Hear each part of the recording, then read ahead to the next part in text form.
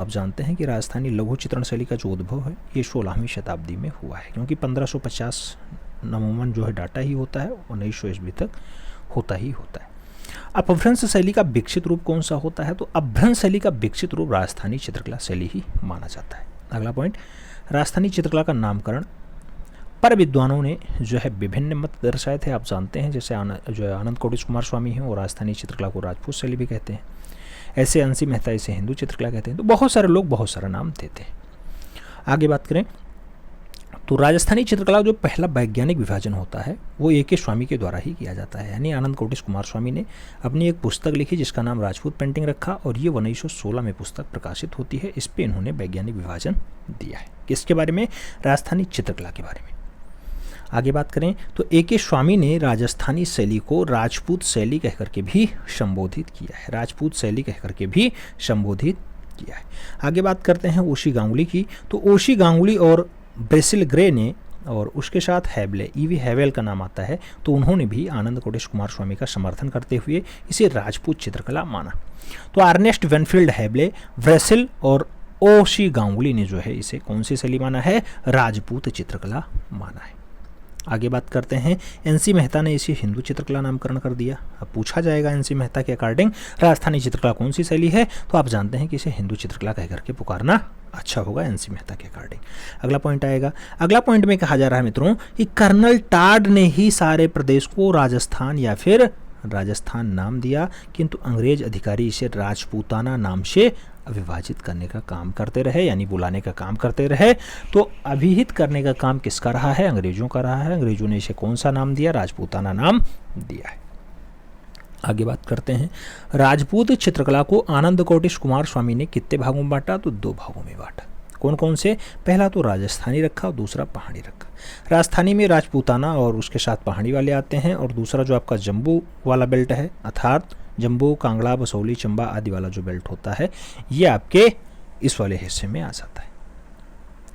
तो एक तो राजस्थानी, दूसरा पहाड़ी। राजस्थानी में इन्होंने राजपूताना वाला रखा, और जो पहाड़ी वाला था इसमें जम्बू, गढ़वाल, बसौली, कांगड़ा, इसके बारे में इन्होंने बात की, और चंबा के बारे में बात की। किसके अकॉर्डिंग? आनंद कोटिश कुमार स्वामी के अकॉर्डिंग। आनंद कोटिश कुमार स्वामी की वो पत्रिका खूब पूछी जाती है जो राजपूत पेंटिंग से छपती है। 1916 में उसका जो है उद्घाटन उन्होंने किया था। आगे बात करते हैं, अगला पॉइंट आएगा, राजस्थानी शैली को पहाड़ी से अलग सर्वप्रथम किसने किया? तो ए के स्वामी के द्वारा ही किया जाता है, आनंद कोटिश कुमार स्वामी के द्वारा ही किया जाता है। अगला बात करते हैं तो अगला पॉइंट आता है मित्रों, पॉइंट टू पॉइंट ही हम लोग बात करेंगे। पॉइंट कह रहा है कि राजपूत शैली, राजपूत शैली के चित्रों को क्या कहा जाता है? राजस्थानी या फिर हिंदू शैली के नाम से पुकारा जाता है, या फिर हिंदू शैली के चित्र से कहा जाता है।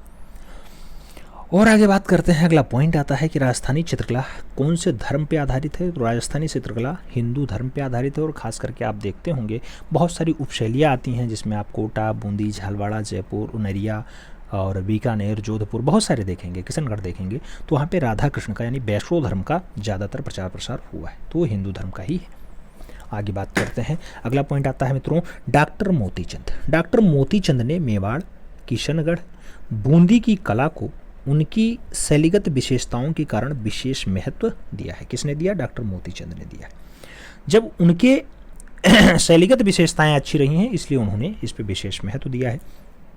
अगला पॉइंट, भारतीय कला समीक्षक कार्ल खांडलावाला ने 17वीं से लेकर के 18वीं शताब्दी के प्रारंभिक काल को राजस्थानी चित्रकला का स्वर्ण युग माना है। तो 17वीं से 18वीं शताब्दी के प्रारंभ काल को राजस्थानी चित्रकला का स्वर्ण युग किसे कहा जाता है? तो वो कहा जाता है किसको? राजस्थानी चित्रकला को कहा जाता है, जिसे कार्ल खांडलावाला ने कहा है। बाकी आप जानते हैं कि राजस्थानी चित्रकला 16वीं शताब्दी की देन है। 1550 में इसका अस्तित्व आता है, वो 1900 ईस्वी तक रहता है। आगे बात करते हैं, अगला पॉइंट आएगा जो है तिब्बती इतिहासकार होते हैं लामा तारानाथ। लामा तारानाथ ने दक्षिणी पश्चिमी राजस्थान में 7वीं शती में एच्छ शैली के प्रमुख आचार्य श्रृंगधर का जो है उल्लेख किया है। जैसे दलाई लामा है, इससे पहले लामा तारानाथ थे। तिब्बती इतिहासकार हैं, तिब्बत का इतिहास लिखने में लामा तारानाथ का बहुत खास योगदान रहा है। तो आप जानते हैं कि उन्होंने जो है 3 शैलियों के बारे में बताया था, देव शैली, यक्ष शैली और नाग शैली। तो इसमें यक्ष शैली के एक प्रमुख आचार्य थे श्रृंगधर। श्रृंगधर के बारे में उल्लेख लामा तारानाथ ने किया है। आगे बात करते हैं, अगला पॉइंट आता है, राजस्थानी राजपूत चित्रकला के प्रारंभिक चित्रों का जो उदाहरण है ये कहाँ से मिलता है, तो इसका उदाहरण जो होता है वो उदयपुर से प्राप्त हो जाता है। आपको उदाहरण देखना है तो उदयपुर जाइएगा, वहाँ पे आपको राजपूत चित्रकला या फिर राजस्थानी चित्रकला का दृश्य देखने को मिल जाएगा।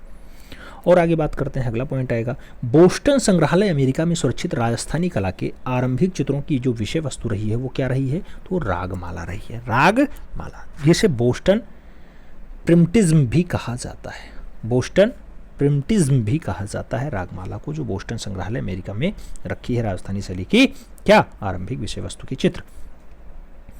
आगे बात करते हैं मित्रों, अगला पॉइंट आता है, जैसे 16वीं शताब्दी में तो राजस्थानी चित्रकला आ ही जाती है, लेकिन चरमोत्कर्ष कब होता है, तो इसका चरमोत्कर्ष यानी शीर्ष पे कब पहुंचती है, तो राजस्थानी चित्रकला जो शीर्ष पे पहुंचती है वो 17वीं 18वीं सदी में पहुंचती है। ये खूब पूछा जाता है कौन से सन में या कौन से शताब्दी में राजस्थानी चित्रकला शीर्ष पे पहुंची, तो आपको याद रखना होगा कि 17वीं 18वीं शताब्दी में चित्रकला शीर्ष पे पहुंचती है, जहाँ के बढ़िया बढ़िया चित्रकार होते हैं, चाहे हरदेव हों, हीरालाल हों, उदयराम हो, तुलसीराम हो, घनीराम हो, ये सब नाथद्वारा से लिखे हैं। ऐसे बहुत सारे कलाकार आपको देखने को मिलेंगे, तो उसमें जो है शीर्ष पे ले जाने का काम इनका रहा है। आगे बात करें मित्रों, अगला पॉइंट आता है, राजस्थानी शैली में राग रागनियों के चित्र जो है किससे बने हैं, तो अधिकाई आपको राग रागनी के चित्र देखने को मिल जाएंगे।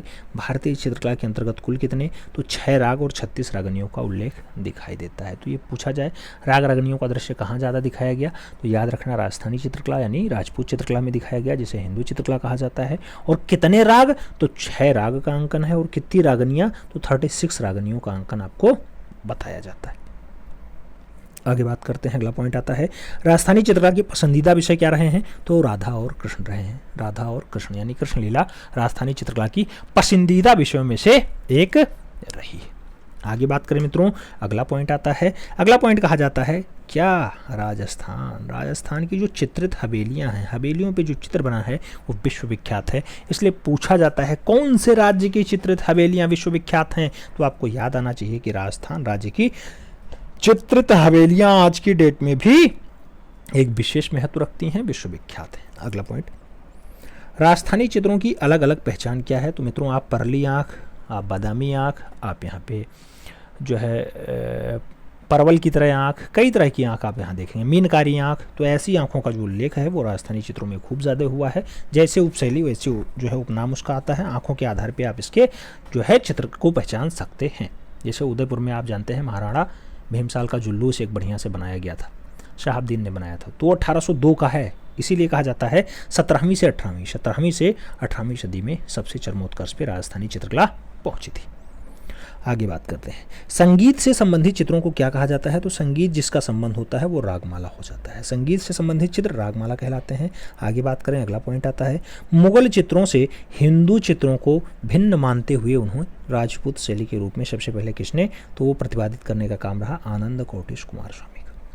मुगल चित्रों से हिंदू चित्रों के रूप में जो है ख्याति दिलाने का जो काम रहा है वो राजपूत शैली से रूप में मानते हैं, और नाम होता है आनंद कोटेश कुमार स्वामी। आनंद कोटेश कुमार स्वामी की एक पुस्तक जो राजपूत चित्रकला है, आप जानते होंगे कब आती है राजपूत पेंटिंग, राजपूत पेंटिंग 1916 में प्रकाशित होती है। उस पर इन्होंने अपना विस्तृत व्याख्यान और वैज्ञानिक कारण बताया है।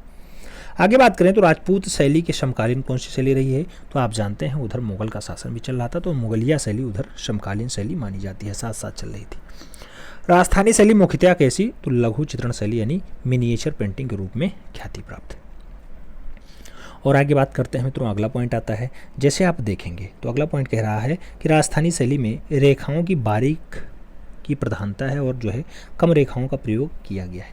तो राजस्थानी शैली में थोड़ी रेखाओं पे जो है विशेष काम किया गया है और रेखाएं थोड़ा बारीक बनाई गई। आगे बात करते हैं, अगला पॉइंट कह रहा है कि जो राजस्थानी शैली है, क्या राजस्थानी शैली, तो राजस्थानी शैली में प्रायः जो है छिन्न युक्त चित्र आपको दिखाई दे जाएंगे, छिन्न युक्त चित्र आपको देखने को मिल जाते हैं। राजस्थानी शैली शुद्ध भारतीय शैली है, इस पर किसी विदेशी यानी मुगल या ईरानी शैली का कोई भी प्रभाव नहीं पड़ता है। तो शुद्ध भारतीय शैली कौन सी शैली जानी जाती है, जिसे हम लोग हिंदू शैली नाम देते हैं, जिसे हम लोग कौन सी शैली कहते हैं, राजस्थानी शैली, या फिर हम लोग कौन सी शैली कहते हैं, बहुत सारे लोग इसे राजपूताना शैली भी कहते हैं। आगे बात करते हैं, आप देखते होंगे राजस्थानी शैली में चित्र, तो चित्र आप जानते हैं कि आंख देख करके बता सकते हैं, लेकिन चेहरे कैसे रहे, तो एक चश्म चेहरे की अधिकता आपको यहाँ पे दिखाई दे जाएगी। अगला पॉइंट आता है, राजस्थानी लघु चित्रों की विशेषता अलंकारिकता और कल्पनातीतता के रूप में माना जाता है यानी दर्शाया जाता है।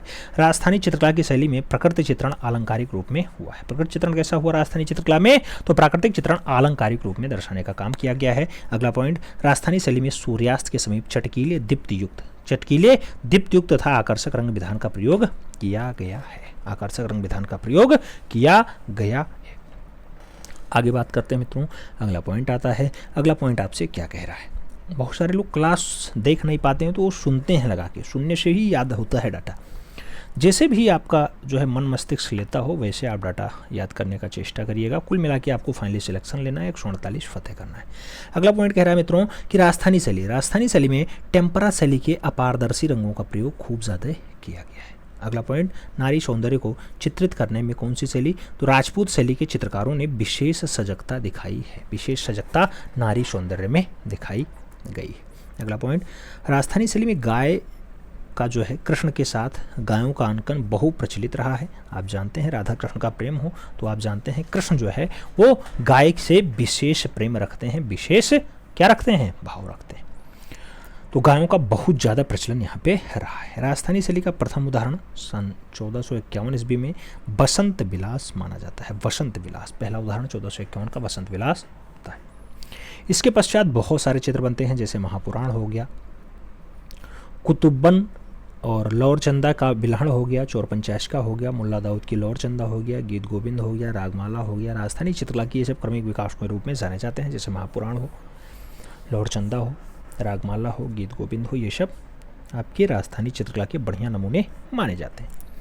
आगे बात करते हैं, अगला पॉइंट आता है रसिक प्रिया का सर्वप्रथम चित्रण जो है कहाँ पे हुआ है? तो ये बुंदेलखंड वाले बेल्ट में हुआ है, जहाँ की बघेश्वर धाम सरकार है। आज की डेट में बुंदेलखंड वाला बेल्ट ही ज़्यादा चर्चा का विषय बना हुआ है। तो रसिक प्रिया सर्वप्रथम चित्रण माना जाता है, बुंदेलखंड में इसका चित्रण हुआ था। आगे, राजस्थानी शैली में कृष्ण लीलाओं का वर्णन किया गया है। तो ये आप जानते हैं कि राजस्थानी चित्रकला में जो मुख्य विषय रहा हिंदू धर्म रहा, और हिंदू धर्म में खास करके वैष्णव संप्रदाय, और वैष्णव संप्रदाय में खास करके राधा और कृष्ण का चरित्र बहुत अच्छे से उजागर किया गया है। ज़्यादा चित्रण इन्हीं पे हुए। अगला पॉइंट कह रहा है मित्रों कि राजस्थानी लघु चित्र, क्या राजस्थानी लघु चित्रों में क्या हुआ? नायक नायिका को राधा के रूप में जो है दर्शाया गया है। फड़ चित्र जो है किससे हैं? राजस्थानी लोक कला से संबंधित होता है फड़ चित्रण। और आगे बात करते हैं फड़ चित्रों के लिए राजस्थान का भीलवाड़ा प्रसिद्ध माना जाता है, और राजस्थान का जो प्रतापगढ़ है ये मीनकारी के लिए फेमस होता है। प्रतापगढ़ किसके लिए फेमस है? मीनकारी के लिए फेमस है। राजस्थानी शैली में चित्रकला का जो प्रधान विषय क्या रहा है? तो चित्रकला का जो प्रधान विषय रहा वो प्रेम रहा। नारी की आंखों से आप जो है इनकी उपशैलियों को आप पहचान सकते हैं, और चित्रकला आप जानते हैं कि प्रधान विषय के रूप में क्या रहा? तो प्रेम को बहुत अच्छे से दर्शाने का काम किया गया है। अगला पॉइंट, राजस्थानी कलाकारों ने आमरू शतक और रसमंजरी का भी चित्रण बहुत अच्छे से किया गया है। राजस्थानी शैली में केशव द्वारा रचित रसिक प्रिया है। रसिक प्रिया का नायिका भेद विशेष प्रसिद्ध माना जाता है। और आगे बात करते हैं, राजस्थानी शैली का जो चित्रकार है गंगाराम तीखे व्यंग चित्रण करने में माहिर थे। तीखे व्यंग चित्रण करने में माहिर कौन थे? गंगाराम जी थे। गंगाराम जी रहे। तीखा व्यंग चित्रण करने के लिए गंगाराम माहिर कलाकार रहे। जैसे तुलसी राम है, उदय राम हो, हरदेव हो, हीरालाल हो, नारायण हो, चतुर्भुज हो, जप्पालाल हो, घासीराम हो, ये सब नाथद्वारा शैली के चित्रकार हैं। तो ये लोग भी अपना खास काम देखते रहे। आगे बात करते हैं मित्रों, अगला पॉइंट आता है। अगला पॉइंट कह रहा है राजस्थानी शैली को 4 भागों में बांटा गया। तो राजस्थानी शैली आप जानते हैं कि 1550 से स्टार्ट होती है, 1900 ईस्वी तक आती है। इसके 4 भाग कौन से हैं? पहला तो मेवाड़ स्कूल होता है, यानी मेवाड़ शैली होती है। दूसरा मारवाड़ शैली होती है। तीसरा हड़ौती शैली होती है, और चौथा ढूंढार शैली होती है। इन चारों के अलग अलग राजवंश हैं। जैसे मेवाड़ शैली की बात करेंगे तो सिसोदिया राजवंश आएगा, आपको मारवाड़ की बात होगी राठौर राजवंश आएगा, हड़ौती की बात होगी हाड़ा राजा होंगे, जबकि ढूंढार की अगर बात होगी तो कछवाहा राजवंश आएंगे। इसीलिए जयपुर शैली को कछवाहा राजवंश शैली भी कहा जाता है। तो ढूंढार शैली में जयपुर, अलवर, उनेरिया और शेखावटी आते हैं, जबकि हड़ौती में आपके कोटा, बूंदी और झालावाड़ा आता है। और किशनगढ़ की अगर बात करते हैं तो किशनगढ़ आपके मारवाड़ शैली का हिस्सा है। आमेर, किशनगढ़, नागौर, जोधपुर, बीकानेर ये सब आपके मारवाड़ शैली के हिस्से हैं। और जो पहला है मेवाड़ शैली, जिसे सिसोदिया राजवंश के द्वारा एस्टेब्लिश किया जाता है, उसमें उदयपुर, नाथद्वारा और देवगढ़ ये फेमस नाम आते हैं। तो इन 4 भागों में बांटा जाता है राजस्थानी शैली को। आइए देखते हैं थोड़ा सा मेवाड़ शैली के बारे में।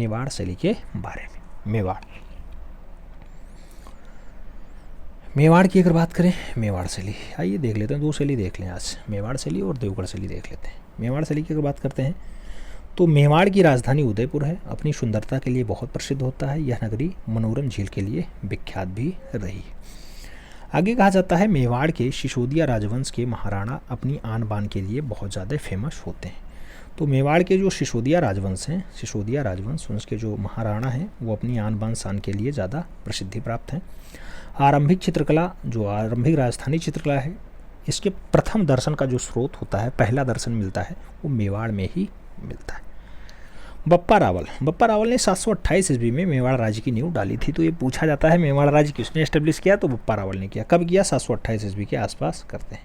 मेवाड़ की चित्रकला के प्रारंभिक नमूने कहाँ, तो आप याद रखना सावंग पडी कुम्मशुत चुन्नी, जिसे कहा जाता है श्रावक प्रतिक्रमणा चित्र सूर्णी नामक जो नमूना है, जो चित्र है, वहाँ से आता है मेवाड़ की चित्रकला का प्रारंभिक दृश्य, यानी प्रारंभिक नमूना।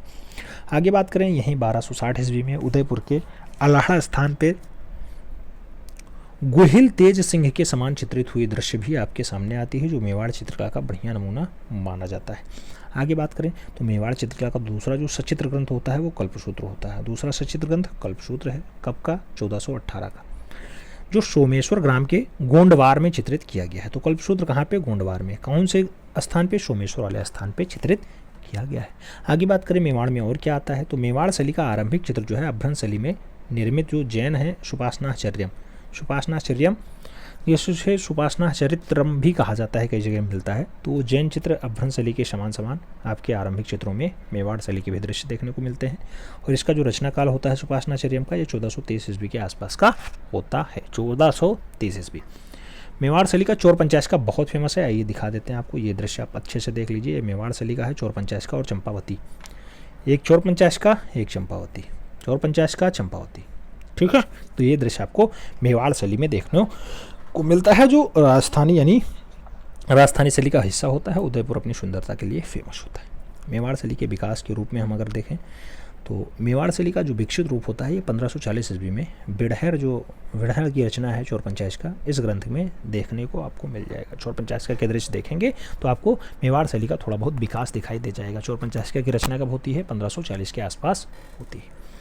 आगे बात करें चोर पंचायत में चंपावती बिलहन नामक चित्र इसका सुंदर उदाहरण है। यह ग्रंथ प्रतापगढ़ में चित्रित हुआ है, प्रतापगढ़ में चित्रित हुआ है। और आगे बात करें, अगला पॉइंट आता है डगलस वेरिल और ब्रसेल ग्रे ने चोर पंचायत का उद्गम मेवाड़ को ही माना है। तो ये पूछा जाएगा किसके अकॉर्डिंग चोर पंचायत का मेवाड़ शैली की रचना है, तो ब्रसेल ग्रे का नाम आता है या फिर डगलस वेरेट का नाम आता है। डगलस वेरेट या फिर ब्रसेल ग्रे ने चोर पंचायत का उद्गम मेवाड़ शैली को ही माना है। इसी समय आहड़ में 1592 ईस्वी में चित्रित ढोला मारू ग्रंथ राष्ट्रीय संग्रहालय नई दिल्ली में जो रखा हुआ है उसकी भी रचना हुई है। तो ढोला मारू विषय चित्र कहाँ दिखाई देते हैं, मेवाड़ शैली में दिखाई देते हैं। कब का चित्र है, 1592 ईस्वी का चित्र माना जाता है ढोला मारू विषय, ठीक है। आगे बात करते हैं मित्रों, अगला पॉइंट आता है महाराणा कुंभा। महाराणा कुंभा जो 1433 से 1468 तक शासन करते हैं, इनका काल भी मेवाड़ के इतिहास में कला का स्वर्ण युग जाना जाता है। तो महाराणा कुंभा का शासनकाल किस काल का जो है स्वर्ण युग रहा है, इसी काल का स्वर्ण युग रहा है। आगे महाराणा कुंभा स्वयं कैसे रहे हैं, तो कवि रहे हैं, कला संरक्षक रहे हैं और संगीतज्ञ के रूप में महाराणा कुंभा जाने जाते हैं। राणा कुंभा के काल में सूत्रधर मंडन के द्वारा जो है देवता मूर्ति प्रकरण, उसके साथ राजवल्लभ मंडन, उसके साथ प्रसाद मंडन, रूप मंडन आदि ग्रंथों में मूर्ति कला के साथ रंगों पर ही जानकारी दी गई है। तो ये राणा कुंभा के शासनकाल के सब अच्छे क्या है साहित्यिक स्रोत। राजवल्लभ मंडन में तो चित्रकला सामग्री भरी पड़ी हुई बताई जाती है, तो खूब ज़्यादा दिखाई देती है राजवल्लभ मंडन में। आगे बात करें, अगला पॉइंट आता है मेवाड़ शैली के चित्रकारों में निसारदीन, साहबदीन और मनोहर के नाम बहुत अच्छे से लिए जाते हैं, बहुत ईमानदारी के साथ लिए जाते हैं।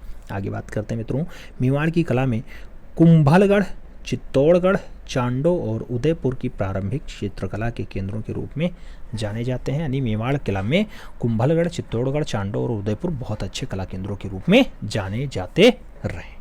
आगे बात करें, अगला पॉइंट आता है 1605 ईस्वी में रागमाला के चित्र चांडो में निर्मित हुए और इस चित्रों को निसारदीन नामक चित्रकार ने चित्रित किया। तो रागमाला पूछा जाएगा 1605 का किसने बनाया है, निसारदीन ने बनाया।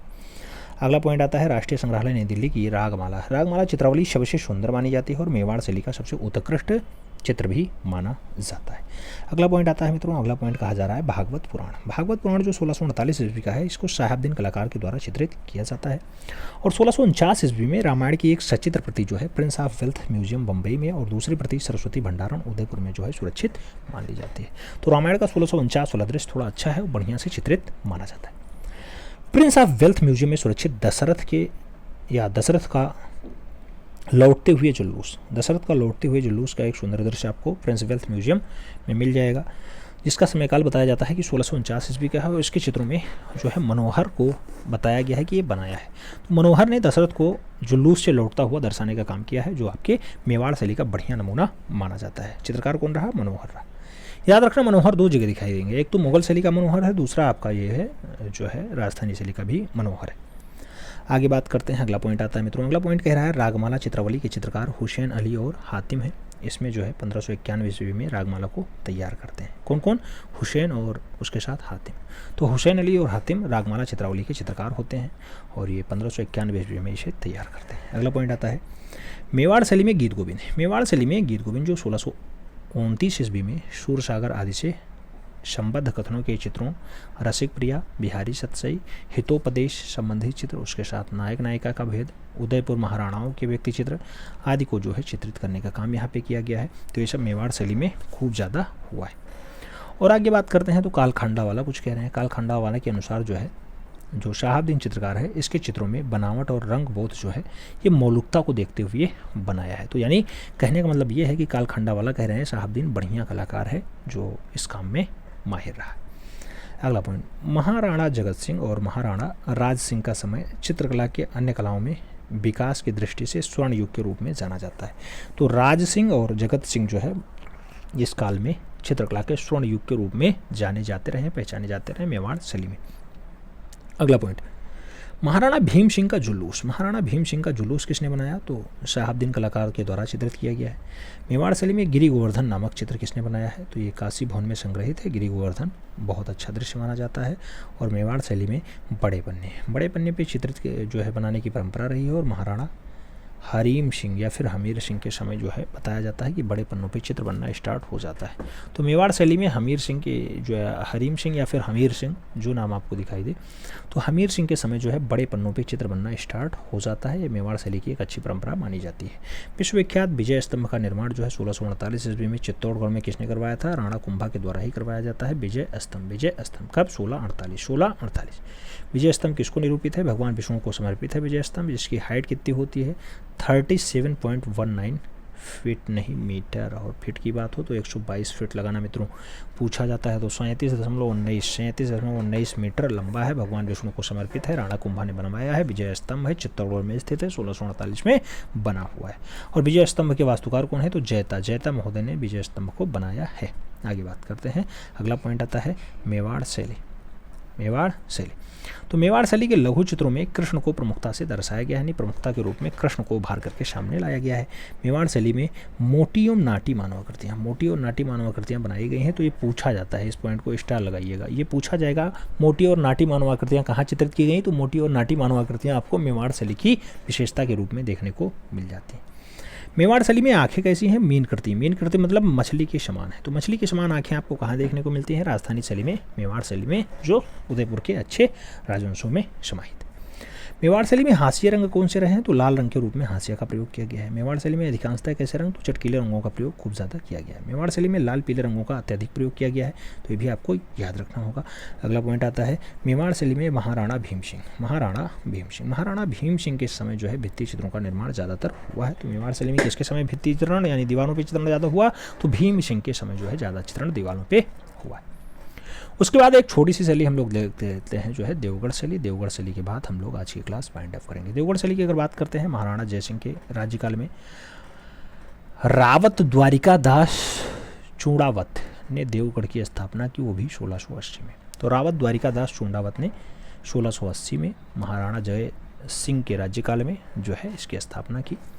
और देवगढ़ के प्रमुख चित्रकारों में बगता का नाम है और कंवल प्रथम।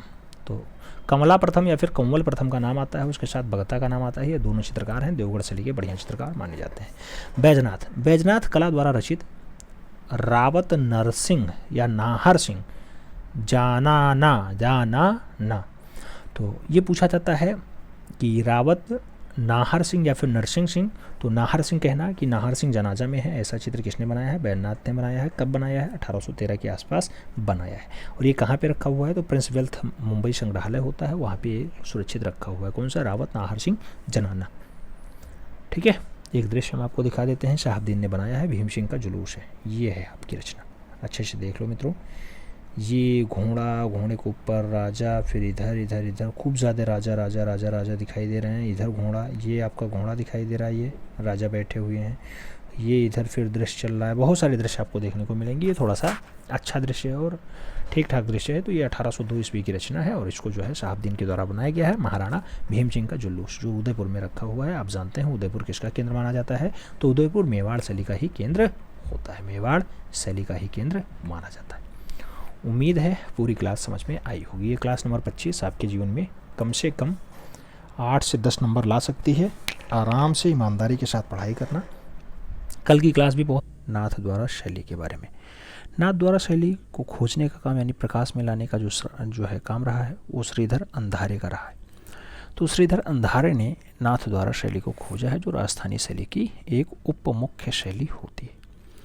नाथ द्वारा मेवाड़ शैली के अंतर्गत आ जाती है और 10 फरवरी 1672 ईस्वी को सिहाड़ गांव में श्रीनाथ जी के स्वरूप की स्थापना महाराणा जयसिंह ने की। तो महाराणा जयसिंह ने सिहाड़ गांव में श्रीनाथ जी की मूर्ति कब स्थापित की थी? तो 10 फरवरी 1972 को स्थापित की। अगला पॉइंट, नाथ द्वारा शैली कैसा होता है? तो पिछवई चित्रण के लिए प्रसिद्ध होता है। तो पिछवई चित्रण के लिए जाना जाता है। आगे बात करते हैं, अगला पॉइंट आएगा मित्रों, श्रीनाथ जी के स्वरूप के पीछे सज्जा युक्त बड़े आकार के कपड़े के पर्दे जो चित्र बनाए जाते थे, उन्हीं को हम लोग पिछवई कहते हैं, पिछवई कहते हैं। तो आगे श्रीनाथ जी की मूर्ति होती है और जो है पीछे उसका दृश्य होता है, वही नाथ द्वारा शैली की विशेषता हो जाती है। नाथ द्वारा शैली अगर ऑप्शंस में ना हो तो आपको मेवाड़ शैली से आंसर्स लगाना होता है, क्योंकि ये मेवाड़ शैली के अंतर्गत आ जाती है। आगे बात करें, एक दृश्य देख लीजिए। कृष्ण जी हैं जो श्रीनाथ जी के रूप में हैं, ये नाथ द्वारा शैली का एक दृश्य है।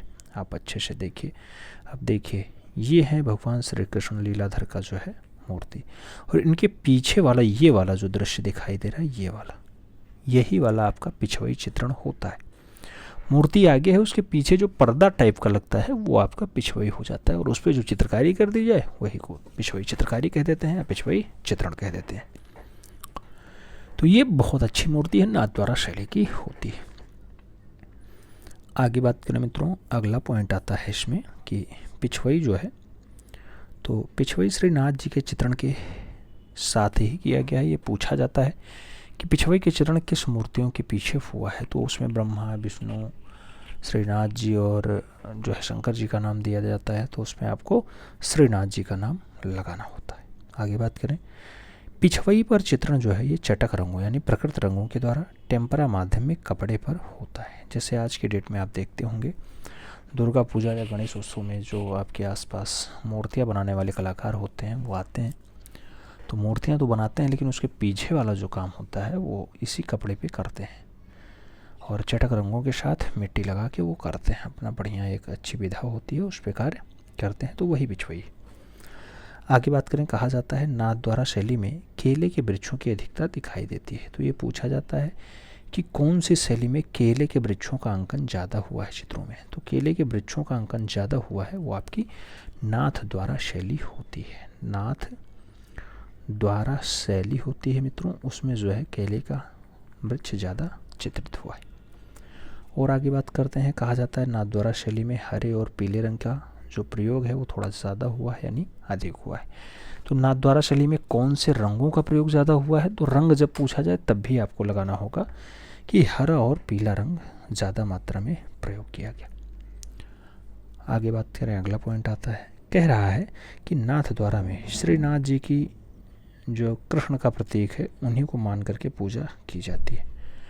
तो याद रखना, नाथ द्वारा में जो श्री कृष्ण जी की मूर्ति होती है उसी को श्रीनाथ जी के रूप में पूजा जाता है। नाथ द्वारा शैली का प्रमुख विषय क्या रहा है मित्रों? तो पूरी राजस्थानी शैली कृष्ण लीला पर आधारित है, तो इसका प्रमुख विषय भी कृष्ण लीला ही है, याद रखना। आगे बात करें, अगला पॉइंट आता है कि नाथ द्वारा का प्रसिद्ध जो मंदिर होगा वो श्रीनाथ जी का मंदिर है। श्रीनाथ जी का मंदिर है जो नाथ द्वारा का प्रसिद्ध मंदिर माना जाता है। आगे बात करें तो नाथ द्वारा शैली के जो अच्छे चित्रकार हैं उसमें नारायण का नाम आता है, चतुर्भुज का नाम है, चंपालाल का नाम है, घाशीराम का नाम है, तुलसीराम का नाम है, उदयराम का नाम है, हरदेव का नाम है, हीरालाल का नाम है। ये सब जो है नाथ द्वारा शैली के थोड़ा फेमस नाम होते हैं, प्रसिद्ध नाम होते हैं, जैसे श्रीधर अंधारे ने खोजा था। महिला कलाकारों की अगर बात करते हैं तो नाथ द्वारा शैली की जो महिला चितेरियाँ हैं उसमें एक कमला नाम, दूसरा इलायची नाम फेमस नाम है, और इसको हमने इसीलिए करवा भी रखा है आपके 10 के डोज के माध्यम से। तो नाथ द्वारा शैली का इतना डाटा आपको दिमाग में बिठा के रखना होगा। केले रंग का प्रयोग ज़्यादा हुआ है, हरा पीला रंग प्रयोग ज़्यादा किया गया है, श्रीनाथ जी की मूर्ति के पीछे पिछवाई चित्रण हुआ है, और श्रीधर अंधारे ने खोजा है। तो इतना बात अगर आप याद रखते हैं तो नाथ द्वारा शैली से अगर परीक्षा में क्वेश्चंस पूछेगा तो आपका 1-2 प्रश्न जो भी आएगा वो कंप्लीट हो जाएगा। आगे बढ़ें, अगली शैली का नाम आता है मारवाड़ शैली, जिसे हम लोग जोधपुर शैली के उपनाम से भी जानते हैं। मारवाड़ को वर्तमान में जोधपुर के नाम से जाना जाता है। जोधपुर नगर की स्थापना जो है 1458 ईस्वी में राठौर राव के जो जोधा जी हैं तो राव जोधा के द्वारा इस्टेब्लिश किया जाता है जोधपुर नगर। जोधपुर शहर को वर्तमान का सन सिटी व ब्लू सिटी के नाम से भी पुकारा जाता है। तो सन सिटी और ब्लू सिटी वर्तमान का कौन सा शहर है, वो मारवाड़ वाला जोधपुर है।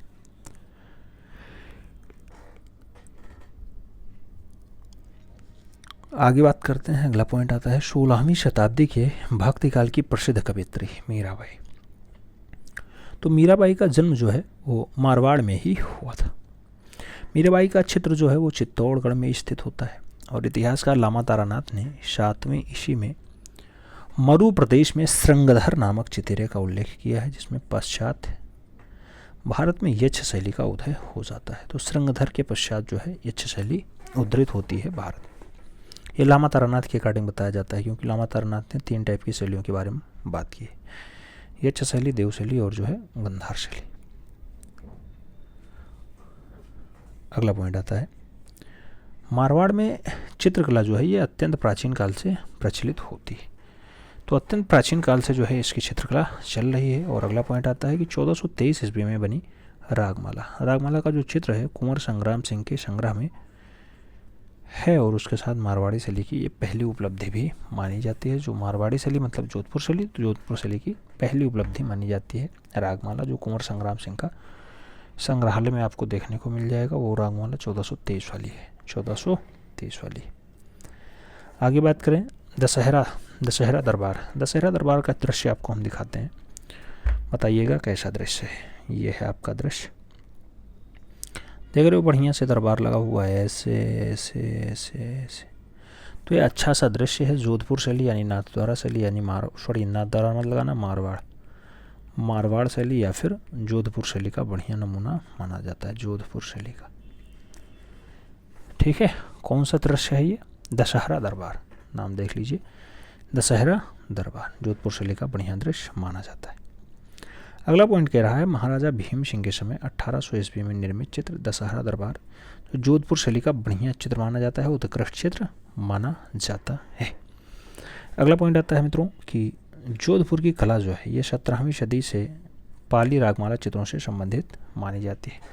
तो 17वीं सदी से पाली रागमाला का चित्रण जोधपुर शैली पे हावी होता है यानी मारवाड़ शैली पे हावी होता है। आगे बात करते हैं, कहा जाता है महाराजा मानसिंह जो 1803 से 43 तक स्वयं महान कला प्रेमी शासक थे, इन्होंने कर्नल टाड को मारवाड़ का इतिहास लिखने में मदद कर दी। तो महाराजा मानसिंह कर्नल टाड को जो है थोड़ा सा मदद करते हैं और ये मारवाड़ यानी जोधपुर का इतिहास लिख देते हैं कर्नल टाड महोदय। अगला पॉइंट आता है मान सिंह ने ईस्ट इंडिया कंपनी के साथ क्या की है, तो संधि भी की थी, और राजा मान सिंह के समय में ही नाथ संप्रदाय से संबंधित चित्र भी बनने स्टार्ट हो जाते हैं। यही नाथ संप्रदाय जिसके जो है वर्तमान में करता धरता आपको दिखाई दे रहे होंगे माननीय योगी आदित्यनाथ जी। अगला पॉइंट आता है मित्रों, कहा जा रहा है जोधपुर शैली में नाथों से संबंधित चित्रों का निर्माण हुआ। सेवक राम, दौलत राम, जालंधर नाथ जी के जो है गुण और परिचायक प्रकाश और अभय चंद्र ने नाथ चंदिका और तारकनाथ ने पोथियों की महिमा की रचना की है। तो अभय ने क्या लिखा है, नाथ चंदिका लिखा है। और तारकनाथ ने क्या लिखा है, पोथियों की महिमा जैसी रचना लिखी है। कौन सी शैली की ये रचनाएं हैं, तो ये जोधपुर शैली की रचनाएं हैं। जोधपुर शैली किस शैली के अंतर्गत आती है, तो आप जानते हैं जोधपुर शैली राजस्थानी शैली के अंतर्गत आती है। अगला पॉइंट, गोटा पट्टी, जो आज की डेट में आपको दिखाई दे रहा होगा कढ़ाई हुई साड़ियों पर, तो ये जो आपकी गोटा पट्टी वाला दृश्य है, ये जोधपुर शैली की विशेषता मानी जाती है। जोधपुर इसके लिए प्रसिद्ध है। अगला पॉइंट कह रहा है मित्रों कि महाराजा अभय सिंह जो 1744 से 49 ईस्वी तक संगीत, नृत्य, चित्रकला और साहित्य के पोषक थे।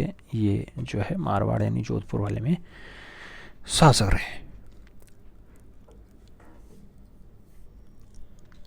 अभय सिंह ने राधा कृष्ण, ढोला मारू विषयक क्षेत्र आदि का जो है निर्माण भी करवाया है। और मान सिंह के समय में रसराज के 63 चित्र और नाथ संप्रदाय से संबंधित बताए जाते हैं। तो रसराज के कितने चित्र, 63 चित्र किसके समय बने हैं, मान सिंह के समय बने हैं। मान सिंह कहाँ के शासक, तो याद रखना कि ये मारवाड़ वाले शासक होते हैं। अगला पॉइंट आता है मित्रों कि कुंडलित मेघ, ये कुंडलित मेघ की अगर बात होती है तो ये जयपुर शैली की विशेषता हो जाती है। जैसे बहुत सारी जगहों पे आप देखेंगे आँखों के बारे में बताया जाता है। कुंडलित मेघ यानी कुंडलियों की तरह मेघ का जो है घरा होना, ऐसा दृश्य जो देखने को मिलता है वो आपके जोधपुर शैली यानी मारवाड़ शैली की विशेषता मानी जाती है। आगे बात करते हैं, अगला पॉइंट आता है। अगला पॉइंट आपसे क्या कह रहा है मित्रों कि मारवाड़ शैली से संबंधित ढोला मारू और लोक कला पर आधारित सर्वाधिक चित्र देखने को आपको मिल जाएगा। राजस्थान का प्राचीन ढोला मारू चित्र जो राजा और रानी ऊंट पर बैठे हुए हैं, ऐसा सवार चित्रित किया गया है। तो ये पूछा जाता है कि ढोला मारू विषयक चित्र में राजा और रानी किस जानवर के ऊपर बैठे हैं या किस पशु के ऊपर बैठे हैं। तो आपको याद रखना होगा कि राजस्थान का जहाज कहा जाता है ऊँट को, और ऊँट पे ही राजा रानी बैठे हुए हैं, ऐसा मार्मिक दृश्य है। अगला पॉइंट कह रहा है मित्रों लोक कला का प्रभाव। तो लोक कला का प्रभाव जो है वो जयपुर शैली पे अधिक पड़ा है, थोड़ा सा ज़्यादा पड़ा है। जैसे आप पहाड़ी में देखेंगे तो जो है बसोहली शैली में आपको ज़्यादा लोक कला हावी दिखाई देती है। अगला पॉइंट आता है जोधपुर की नारी आकृतियाँ कैसी हैं, तो लंबी बनाई गई हैं, थोड़ी सी बड़ी बनाई गई हैं। तो जोधपुर की जो रानी आकृतियाँ हैं आपको बड़ी देखने को मिलती हैं, लंबी देखने को मिलती हैं। अगला पॉइंट आता है मित्रों, अगला पॉइंट आपसे कह रहा है कि मारवाड़ शैली के चित्रों के विषय जो है ये जयदेव के श्रृंगारिक काव्य गीत गोविंद और केशव की रसिक प्रिया और मतीराम का रसराज, ये मारवाड़ शैली के विषय के चित्रण हैं जो इस पे जो है ज़्यादातर वहाँ के चित्रकारों ने कार्य किया है। चाहे रसिक प्रिया हो, चाहे वो रसराज हो, चाहे वो गीत गोविंद हो, तो इस पे जो है वहाँ पे चित्रण का कार्य हुआ है। अगला पॉइंट राग रागनी और बारामासा, इस पे भी विशद चित्रण का कार्य जो है हुआ है। किसमें हुआ है, मारवाड़ वाले में हुआ है, मारवाड़ वाले में हुआ है, जिसे हम लोग जोधपुर के नाम से भी पुकारते हैं, जोधपुर। ठीक है, आगे बात करते हैं। अगला पॉइंट आता है, पॉइंट आपसे कह रहा है जोधपुर शैली के प्रमुख चित्रकार। तो अमरदास भाटी का नाम आता है, दाना भाटी का नाम आता है, माधवदास का नाम आता है, राम सिंह भाटी का नाम आता है। ये फिर जोधपुर शैली के एक अच्छे कलाकार माने जाते हैं, जो मारवाड़ शैली के अच्छे कलाकारों के रूप में ख्याति प्राप्त। अगला पॉइंट आता है मित्रों, अगला पॉइंट क्या, अगला शैली ही हम लोग देखेंगे और उस शैली का नाम होगा बीकानेर चित्रण शैली। बीकानेर शहर के बारे में खूब पूछा जाता है कि इसकी स्थापना किसके पास है। तो जोधपुर नगर के संस्थापक राव जो है जोधा के 6वें पुत्र राव बीका के द्वारा बीकानेर को इस्टेब्लिश किया जाता है। तो जोधा के पुत्र हैं राव बीका जी ने बीकानेर शहर को स्थापित किया था। बीका जी ने 1488 ईस्वी में बीकानेर नगर को बसाया था। और आगे बात करते हैं तो बीकानेर चित्रण शैली के उद्भव का श्रेय किससे जाता है। तो याद रखना उस्ताओं को दिया जाता है कि इसका उद्भव उस्ताओं के समय में हुआ है। आगे बात करते हैं, अगला पॉइंट आता है मित्रों महाराजा करण सिंह जो 1631 से 69 तक राज करते हैं। इन्होंने अली रजा नाम के मुग़ल चित्रकार को अपना प्रिय चित्रकार बनाया था। तो महाराजा करण सिंह ने अली रजा को जो है अपना प्रिय चित्रकार घोषा। आप जानते हैं कि राजस्थानी शैली और मुगलिया शैली दोनों साथ साथ ही चलती रही हैं।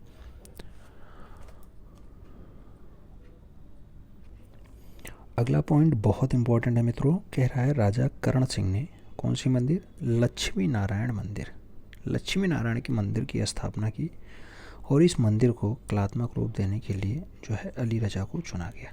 तो लक्ष्मी नारायण मंदिर को जो चित्रकारी करने का काम रहा किसका रहा? अली रजा का रहा। लेकिन इस्टेब्लिश करने का काम किसका रहा? तो राजा कर्ण सिंह का रहा। राजा कर्ण सिंह को इसका जो है स्टेबलाइजेशन का काम दिया गया, इस्टेब्लिश करने का काम दिया गया। और आगे बात करते हैं, अगला पॉइंट आता है, इस समय कर्ण सिंह के दरबार में रुकनुद्दीन चितेरा अच्छा कार्य कर रहा था। इसने केशवदास की रसिक प्रिया पर आधारित बीकानेर शैली के श्रेष्ठ चित्र बनाए। रसिक प्रिया किसकी रचना है? केशवदास की है। तो केशवदास की रचना रसिक प्रिया पे खूब ज़्यादा चित्र बनाए। किस शैली में? बीकानेर शैली में बढ़िया बढ़िया चित्रकारी किया है अली रजा ने। और रुकनुद्दीन ने भी किया है। अली रजा क्या बनाया है? लक्ष्मी नारायण मंदिर बनाया। आगे बात करते हैं मित्रों, अगला पॉइंट आता है। पॉइंट कह रहा है कि बीकानेर चित्र परंपरा, तो ये 17वीं सदी में आपको देखने को मिलेगी ऐसी चित्र परंपरा। और यहाँ की कला जो है ये अच्छी कलाकृतियों के लिए हरमन गोएटस से जो है प्रकाशित करने का काम भी होता है। आगे बात करें, अगला पॉइंट आता है राजा गज सिंह। राजा गज सिंह 1745 से 1787 ईस्वी तक राजा होते हैं और ये बीकानेर दरबार के मुख्य चित्रकार जो शाह मोहम्मद थे उनके शासनकाल में रहते हैं। शाह मोहम्मद, ठीक है। बीकानेर शैली आप जानते हैं, जिसको राव बीका ने 1488 में इस्टेब्लिश किया था, वो नगर होता है बीकानेर और इस पे शाह मोहम्मद बहुत अच्छे चित्रकार होते हैं। आगे बात करते हैं, राजा गज सिंह के समय बने चित्र स्त्री बच्चे से खेलते हुए, ये बीकानेर शैली का बढ़िया रचना माना जाता है। तो स्त्री बच्चा से खेल रहा है या स्त्री बच्चे से खेलता हुआ दृश्य कहाँ पे दर्शाया गया? तो ये बीकानेर शैली का बढ़िया दृश्य माना जाता है। तो बीकानेर शैली का ये एक अच्छा दृश्य जो स्त्री बच्चों से खेलता हुआ दृश्य है, पूछा जाता है। आपको दृश्य दिखाते हैं स्त्री बच्चा से खेलता हुआ। ये देखो, ये स्त्रियां हैं, ये स्त्री, ये स्त्री, ये छोटा सा बच्चा है, ये स्त्री के हाथ में। तो इसको खेलता हुआ दृश्य जो दर्शाया गया है, ये बीकानेर शैली के बढ़िया और अच्छी विशेषता मानी जाती है, अच्छा चित्र माना जाता है। आगे बात करते हैं मित्रों, अगला पॉइंट आता है बीकानेर शैली। बीकानेर शैली की जो विशेषता है, ये ऊँट की खाल पर चित्रांकन किया गया है। ऊँट की खाल पर चित्रांकन कहाँ पे हुआ है? तो ये बीकानेर शैली में हुआ है। आगे बात करें, अगला पॉइंट आता है बीकानेर शैली में वर्षा विहार। क्या? वर्षा विहार चित्र के चित्रकार लूफे रहे हैं। तो ये पूछा जाएगा आपसे कि लूफे ने कौन सा ऐसा दृश्य बनाया जो बीकानेर शैली का बढ़िया चित्र माना जाता है? तो उस चित्र का नाम होगा वर्षा विहार। आगे बात करें बीकानेर शैली के अच्छे अच्छे चित्रकार कौन कौन से हैं, तो जैसे अली रजा का नाम आएगा, हसन रजा का नाम आएगा, रुकनुद्दीन का नाम आएगा, नूरुद्दीन का नाम आएगा, मुराद हैं, लूफे हैं, शाह मोहम्मद हैं। ये सब जो चित्रकार हैं यानी कलाकार हैं, ये बीकानेर शैली के अच्छे कलाकार माने जाते हैं। बीकानेर शैली आपने देखा कि रुकनुद्दीन, नूरुद्दीन, मुराद, लूफे, अली रजा, हसन रजा, तो कहने का मतलब ये है कि ज़्यादातर जो चित्रकार थे वो मुस्लिम थे यानी मुसलमान थे। और आगे बात करते हैं, पॉइंट आता है विष्णु लक्ष्मी। विष्णु लक्ष्मी ये बीकानेर का प्रसिद्ध चित्र माना जाता है और इसको जो है हाविद रुकनुद्दीन के द्वारा चित्रित किया जाता है, जो बीकानेर शैली का बढ़िया दृश्य माना जाता है, बढ़िया चित्र माना जाता है। तो विष्णु लक्ष्मी का जो दृश्य है जो बीकानेर शैली का बनाया गया है, ये किस चित्रकार ने बनाया? नाम दे दे आपसे, लूफे, शाह मोहम्मद और हामिद रुकनुद्दीन, और एक नाम दे दे अली रजा। तो आपको क्या लगाना होगा? हामिद रुकनुद्दीन के द्वारा जो है चित्रित किया गया है। थोड़ा सा बारीकता के साथ समझते हुए चलिएगा, पकड़ते हुए चलिएगा, तभी आपका जो है अच्छा हो पाएगा, बढ़िया हो पाएगा। आप जानते हैं क्वेश्चंस बहुत जटिल पूछे जाते हैं, घुमा के पूछे जाते हैं। अगली जो शैली आई है बहुत इंपॉर्टेंट है, हर एक परीक्षा के लिए इम्पोर्टेंट है, चाहे आप PCS, IAS या फिर कोई अन्य परीक्षा दे रहे हो। किशनगढ़ शैली का क्वेश्चन आपको हर हाल में आर्ट एंड कल्चर से देखने को मिल ही जाता है। याद रखना, राजस्थान चित्रकला में किशनगढ़ शैली का विशिष्ट स्थान है, साफ साफ दिया गया। मारवाड़ा शैली की प्रमुख विशेषता जो है, प्रमुख चित्रण शैली का श्रेय इसे ही प्राप्त हो जाता है, यानी किशनगढ़ को ही प्राप्त है। किशनगढ़ शैली को प्रकाश में लाने का जो काम रहा है एरिक डिकन्सन का रहा है और फयाज अली ने खोजा है। तो एरिक डिकन्सन और फयाज अली ने जो है किशनगढ़ शैली को खोजा, किशनगढ़ शैली को खोजा। जबकि श्रीधर आंध्रे ने कौन सी शैली खोजा था? तो नाथ द्वारा शैली, जिसे हम लोग पिछवाई चित्रण के लिए जानते हैं। अगला पॉइंट आता है मित्रों कि कृष्ण भक्ति की अजस्य धारा से सनी भक्ति कवि नागरीदास जी रसिकता और मधुरता से संपन्न बनी ठनी की अनेक रूप से सौंदर्य की प्रेरणा से पल्लवित किशनगढ़ शैली आपकी मानी जाती है और किशनगढ़ शैली में ऐसे दृश्य आपको खूब ज़्यादा देखने को मिलेंगे। जो किशनगढ़ शैली को किशनगढ़ शैली बनाती है यानी ज़्यादा प्रसिद्धि की तरफ ले जाती है, उस दृश्य को हम आपको दिखाते हैं। ये दृश्य देखिए, बिल्कुल ऐसी आँखें और ललाट देख रहे होंगे। ये एक कपोल आया है, बालों का कपोल। ये लंबा वाला नकुना आपको दिखाई दे रहा होगा, ऐसी चिबुक और ऐसा गाल आपको दिखाई दे रहा होगा। और इसमें बहुत कुछ आपके दर्शाने का काम किया गया है चित्रकार के द्वारा। निहाल चंद ने इसे बनाया है। नाम होता है राधा। राधा तो प्यार से कहा जाता है, वास्तविक नाम जरीना है। ये जरीना, जिसे हम लोग जानते हैं बनी ठनी के नाम से, बनी ठनी के नाम से जानते हैं। खूब पूछा जाता है बनी ठनी के वास्तुकार कौन है, तो निहाल चंद जी होते हैं। निहाल चंद जी होते हैं। दृश्य आपने देख लिया, अच्छे से देख लिया। और दृश्य के बाद हम लोग आगे बात करेंगे। कहा जाता है किशनगढ़ की स्थापना जोधपुर के राजा उदय सिंह के 16 पुत्रों में से 8वें पुत्र किशन सिंह ने जो है 1609 ईस्वी में की है। सोचो, 16 पुत्र, उस टाइम 20 पुत्र हुआ करते थे राजाओं। और आगे बात करें, अगला पॉइंट आता है किशन सिंह ने सौठा लो नामक स्थान जीत करके 1611 ईस्वी में अपने ही नाम से किशनगढ़ को बसाया था। तो सौठा लो स्थान को किशनगढ़ के नाम से आगे जाना जाने लगा। अगला पॉइंट आता है किशनगढ़ शैली। किशनगढ़ शैली के उत्कृष्ट स्वरूप के निर्माण में राजा रूप सिंह, मान सिंह, राज सिंह और उनके पुत्र महाराजा सामंत सिंह का विशेष स्थान रहा है। राज सिंह के पुत्र सामंत सिंह नागरीदास के शासनकाल में किशनगढ़ शैली की चित्रकला और कविता पे जो है विशेष उन्नति देखने को मिलती है, नहीं ज़्यादा विकसित होती है, आगे बढ़ती है। किशनगढ़ के शासक जो है राठौर वंशी होते हैं। किशनगढ़ के चित्रशैली के संस्थापक जो है वो सामंत सिंह ही माने जाते हैं, सामंत सिंह ही माने जाते हैं। किशनगढ़ चित्रण शैली जो है राजस्थान से संबंधित होती है, ये खूब पूछा जाता है, ये पॉइंट कई बार छपा हुआ है। किशनगढ़ के राजा रूप सिंह जो है 1643 से 1658 तक शासन करते हैं। इन्होंने कल्याण राय मंदिर और उनकी मूर्ति का निर्माण जो है करवाते हैं। कौन? रूप सिंह के द्वारा करवाया जाता है। रूप सिंह का पुत्र होता है मान सिंह कवि और कला मर्मा के शासक होता है। ये 58 से 1706 ईस्वी तक जो है शासन पे रहता है मान सिंह। राज सिंह ने 33 ग्रंथों की रचना, ये खूब पूछा जाता है, ये पॉइंट कई बार छपा है। राज सिंह ने कितने ग्रंथ लिखे? तो 33 ग्रंथों की रचना राज सिंह ने की है। और प्रसिद्ध चित्रकार सूरध्वज निहाल चंद्र ने अपनी चित्रकला का प्रबंधक भी बनाया है। तो अपनी चित्रकला का प्रबंधक राज सिंह ने किसे बनाया? निहाल चंद को बनाया। वही निहाल चंद जो आप जानते हैं बनी ठनी यानी जनीरा को बनाने का काम करते हैं। आगे बात करें, अगला पॉइंट आता है मित्रों साहसमल का चित्र सिकरे के साथ सिकरेबाज चित्र जो है ये आपकी किशनगढ़ शैली का बढ़िया नमूना माना जाता है। किशनगढ़ के कवि कलाकार कला मर्मा के शासक सामंत सिंह थे। और सामंत सिंह की अगर बात करते हैं, इनका जन्म जो है 1699 ईस्वी में होता है। सामंत सिंह के गुरु क्या हैं? तो रणछोड़ जी होते हैं। रणछोड़ जी जो है सामंत सिंह के गुरु होते हैं। आगे बात करें, नारी सौंदर्य के आदर्श रूप में बनी ठनी यानी राधा, जो कृष्ण के रूप में सामंत सिंह का चित्रण किशनगढ़ शैली में करने का काम किया गया है। और इसी राधा को बनी ठनी को भारत का मोनालिसा भी कहा जाता है। ये पूछा जाता है भारतीय मोनालिसा किसे कहा जाता है? तो बनी ठनी को ही कहा जाता है। ये बनी ठनी चित्र जो है वर्तमान में कहाँ आपको देखने को मिल जाएगा? तो राष्ट्रीय संग्रहालय नई दिल्ली में आपको संग्रहित मिल जाएगा, जहाँ पे लगभग 14,000 चित्रों का जखीरा प्राप्त होता है। किशनगढ़ शैली में सामंत सिंह ने नागरीदास उपनाम से कविताएं भी किया करते थे। और किशनगढ़ की जो है उत्कृष्ट स्वरूप प्रदान करने का काम 3 व्यक्तियों को जाता है। पहला चित्रकार, दूसरा भक्ति और तीसरा कला प्रेमी। तो राजा सामंत सिंह जिनके आश्रय से यह कला उत्सर्जित होती है यानी उत्कर्ष पे जाती है, आगे बढ़ने का काम करती है, वो शासक का नाम सामंत सिंह होता है। द्वितीय महाराजा सामंत सिंह की प्रिय जो रही हैं वो बनी ठनी है। और तृतीय जो है सामंत सिंह का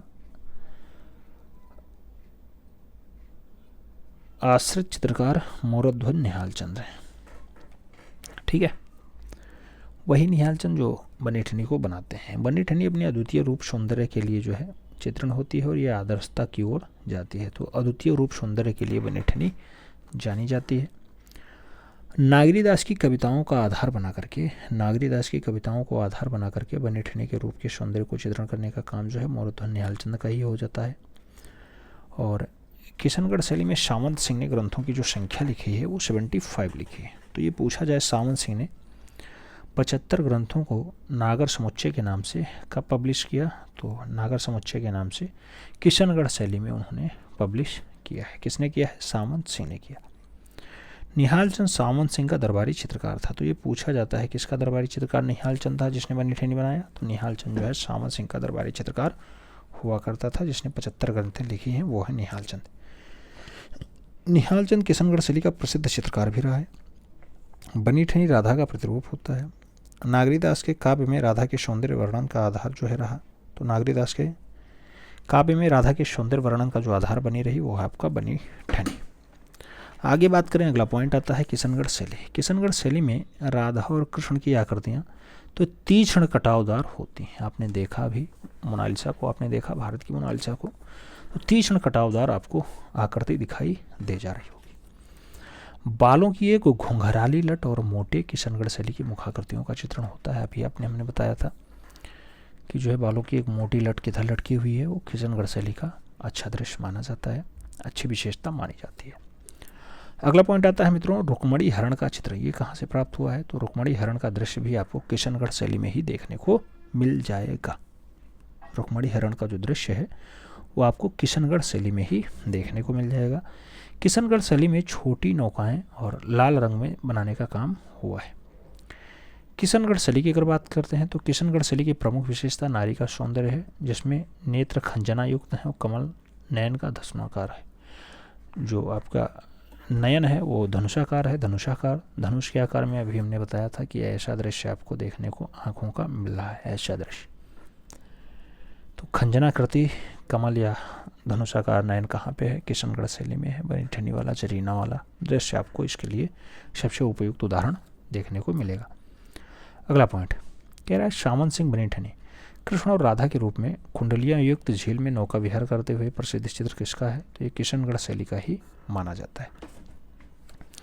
अगला पॉइंट आता है मित्रों, अगला पॉइंट आपसे कह रहा है कि किशनगढ़ पेंटिंग के लेखक क्या हैं? तो एरिक डिकन्सन ही है। एरिक डिकन्सन किशनगढ़ शैली के एक अच्छे लेखक माने जाते हैं। किशनगढ़ पेंटिंग जो रचना है, ये किशनगढ़ पेंटिंग जो पुस्तक होती है, इसको एरिक डिकन्सन के द्वारा लिखी गई है। आगे बात करें मार्बल नगरी। मार्बल नगरी के नाम से कौन सा शहर जाना जाता है? वो तो किशनगढ़ शहर ही होता है। और किशनगढ़ शैली में प्रसिद्ध चित्र कौन सा है? तो चांदनी रात में गवैया। चांदनी रात में गवैया का जो चित्र है ये अमरचंद के द्वारा बनाया जाता है और ये किशनगढ़ शैली का बढ़िया चित्र माना जाता है। आगे बात करते हैं, अगला पॉइंट आता है किशनगढ़ के प्रसिद्ध चित्रकार अमीर चंद। अमीर चंद धन्ना, भंवरलाल, छोटू, सूरध्वज, मोरध्वज, निहालचंद, नानकराम, सीताराम, अमरू और लाडली दास के नाम बहुत अच्छे से लिए जाते हैं, जो किशनगढ़ शैली के बढ़िया वाले चित्रकार होते हैं। आगे बात करें मित्रों, अगला पॉइंट आता है कि 5 मई 1973 को बनी ठनी का चित्र जो है भारत सरकार ने डाक विभाग के डाक टिकट पे भी जारी करवा दिया था। और बनी ठनी को भारतीय मोनालिसा का कृति कृपाल सिंह शेखावत और ओशी गांगुली ने दिया है। तो कृपाल सिंह शेखावत और ओशी गांगुली ने भारतीय मोनालिसा कह करके बनी ठनी को संबोधित किया है। और आगे बात करें बनी ठनी का दूसरा नाम क्या होता है, तो उन्होंने कहा ही था कि जरीना इसका दूसरा नाम होता है। किशनगढ़ की अगर बात करें तो किशनगढ़ के प्रसिद्ध चित्रों में नौका विहार है, सांझी लीला है, रुक्मणी मंगल है, प्रेम की नौका है, प्रेम की कीड़ा है, चांदनी रात में गवैया है, लाल बाजरा है। ऐसा दृश्य आपको बनी ठनी में देखने को मिल जाएगा। वही बनी ठनी जिसमें नागरीदास ने बहुत अच्छे से रसिकता के साथ जो है सौंदर्य को निहारा है, दर्शाया है। ये बात तो आपकी बनी ठनी वाली हो गई, निहालचंद वाली हो गई, जिसे नागौर समुच्चय जो उन्होंने कितने 75 हाँ बिल्कुल, सावंत सिंह ने 75 ग्रंथों की रचना की थी। नागरी समुच्चय से नाम से उसे जो है पब्लिश भी किया था। ये तो नाम हम लोग किशनगढ़ शैली के बारे में पढ़ रहे थे। अगला नाम होगा नागौर शैली, उसके बाद बूंदी शैली को हम लोग देखेंगे, फिर कोटा की शैली की तरफ बढ़ेंगे, उसके बाद आगे आगे बढ़ते चलेंगे। नागौर शैली की अगर बात करते हैं मित्रों, तो नागौर शैली की स्थापना जो है सपाद लक्ष्य के चौहानों ने की थी। सपाद लक्ष्य के चौहानों के द्वारा नागौर शैली स्टेब्लिश की गई। नागौर शैली में बुझे हुए रंगों का अधिक प्रयोग हुआ है, जिसका डाउन हो जाता है थोड़ा सा कलर, वो आपका बुझा रंग हो जाता है। पारदर्शी वेशभूषा नागरी शैली की निजी विशेषता मानी जाती है और वृद्धावस्था के चित्रों को नागर शैली के चित्रकारों में अत्यंत कुशलता से चित्रित किया है। तो वृद्धावस्था के चित्रों को नागौर शैली में कैसे, तो अत्यंत कुशलता के साथ यानी अत्यंत बढ़िया से दर्शाने का काम किया गया है। सन 1720 ईस्वी में ठाकुर इंदर सिंह का जो चित्र है इस शैली की उत्कृष्ट चित्रों के रूप में जानने की प्रेरणा मिलती है, जानने का दृश्य देखने को मिल जाता है। तो ये तो नागौर शैली आपके सिलेबस में नहीं है, लेकिन हो सकता है आपसे पूछ ले बुझे हुए रंगों का अधिक प्रयोग कौन सी शैली में हुआ, तो नागौर शैली आपको वहाँ पे आंसर लगाना होगा। फिलहाल अगला नाम इंपॉर्टेंट नाम है बूंदी शैली। बूंदी शैली के बारे में हम लोग देखते हैं। बूंदी की अगर बात हो तो चौहान वंशीय हाड़ा राजाओं का प्रसार और प्रताप बूंदी, कोटा, झालवाड़ा क्षेत्रों में रहा है, इसलिए इसे हड़ौती क्षेत्र भी कहा जाता है। बूंदी राज्य की स्थापना जो है 1342 ईस्वी में राव देवाजी के द्वारा जो है की जाती है और बूंदी नाम का एक मीना सरदार बुंदा के नाम पे पड़ जाता है इसका नाम। तो मीना सरदार बुंदा के नाम पे बूंदी इसका नाम पड़ जाता है। नगर 1342 में बसाया जाता है, राव देवाजी ने बसाया है। आगे बात करें, राव सुरजन सिंह आते हैं 1554 से जो है 1587 तक रहते हैं। इसके समय में बूंदी शैली को प्रोत्साहन मिलता है यानी बढ़ाने का काम रहता है। बूंदी के राजा रावदेव ने 1342 ईस्वी में बूंदी को बसाया भी था। बूंदी को बसाने का काम किसका रहा है, रावदेव जी का 1342 के आसपास रहा है। आगे बात करें, आगे क्या कहा जाता है बूंदी में। बूंदी में कहा जाता है कि बंदी के सुरजन हाड़ा के शासन जो 54 से 87 तक रहा है, ये काल से पूर्व मेवाड़ राज्य का एक अंग हुआ करता था आपका ये बूंदी। और राव सुरजन सिंह का पौत्र होता है रतन सिंह। रतन सिंह जो है जहांगीर के दरबार में सम्मानित भी हो चुका है 1607 से 1631 के आसपास, क्योंकि मुगलिया शैली और राजस्थानी शैली दोनों साथ साथ चलती थी, तो दोनों राजाओं में तालमेल भी अच्छा होना चाहिए भी था। जहांगीर ने रतन सिंह को बुलंद राय और रामरज की उपाधि से सम्मानित करने का काम भी किया। जहांगीर वही जिसमें मुगलिया चित्रकला स्वर्णकाल पे पहुंचती है। राव रतन के पौत्र आते हैं शत्रुसाल 1631 से 1658 ईस्वी तक अपने राज्य के अनेक कलाकारों को आश्रय देने का काम करते हैं। राव छत्रसाल के प्रसिद्ध रंग महल बनवाया, जो सुंदर भित्तियों की रचना से सुसज्जित भी करवाया था। तो किसने जो है बढ़िया रंग महल बनवाया था, तो राव छत्रसाल के द्वारा जो है बढ़िया नगर बनवाया जाता है, जो बूंदी शैली के एक अच्छे राजा होते हैं। भाव सिंह के आश्रय में मतीराम जैसे कवि रहे, जिनमें ललित लाम और जो है रसराज की रचना भी की है मतीराम ने। आगे बात करें, अगला पॉइंट आता है बूंदी शैली। बूंदी शैली पे कौन सा प्रभाव, तो दक्षिणी प्रभाव स्पष्ट रूप से दिखाई पड़ता है।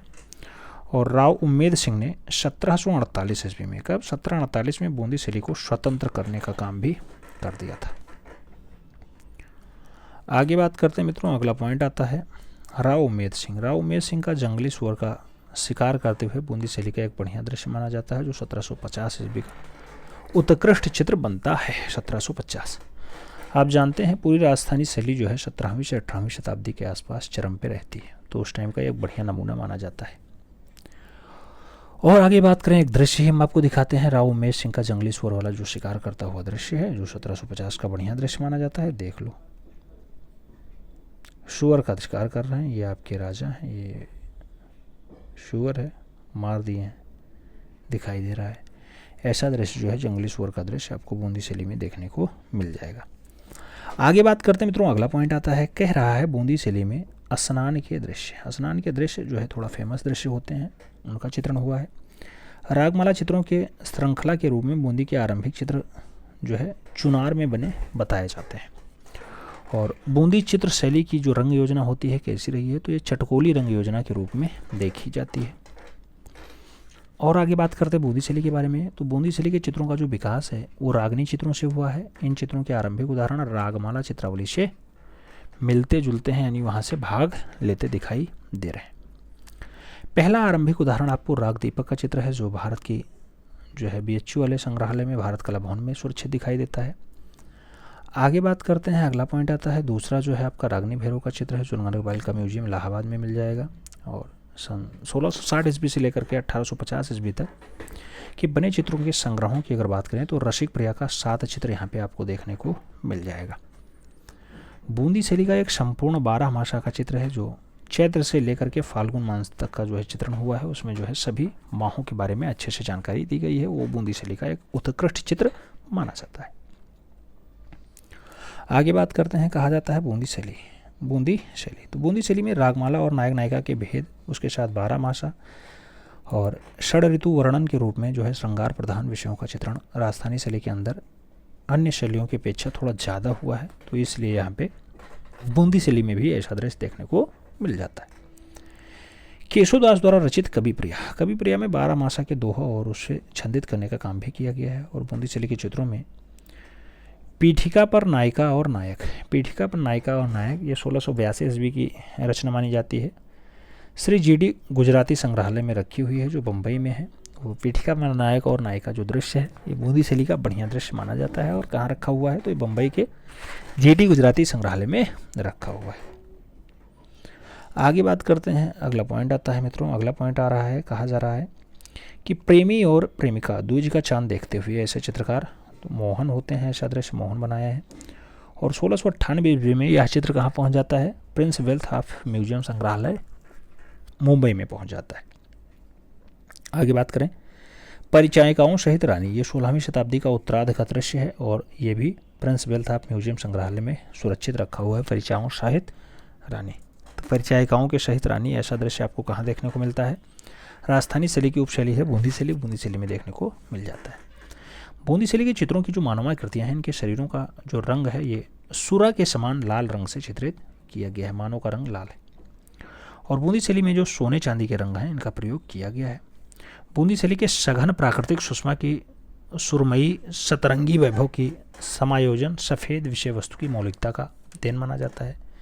बूंदी शैली के चित्रों में नारंगी और हरे रंगों की प्रधानता बताई जाती है।